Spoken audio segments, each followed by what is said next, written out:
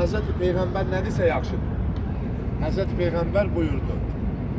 Canını mənim Allahım və mənim yolumda Məkkə şəhərində ölümə verən insan gəlib bura çatmayana qədər biz Mədinə şəhərinə daxil olmayacağıq. Bilənlər bilir, bilməyənlər üçün izah edəyək. Məkkədə geniş danışacağıq Sur dağında. Peyğəmbərə ki, o həmin ölüm suiqəst hazırlamışdılar. Peyğəmbər tək deyir ki, cəmaət, məni öldürəcəklər. Mənim ölüm yatağında kim yatar? Ən qorxulu anlarında Peyğəmbərin. Həmişə istisnasız olaraq yalnız bir nəfər cavab verir. O da bizim birinci imamımız Həzrəti İmam Əli əleyhissalam.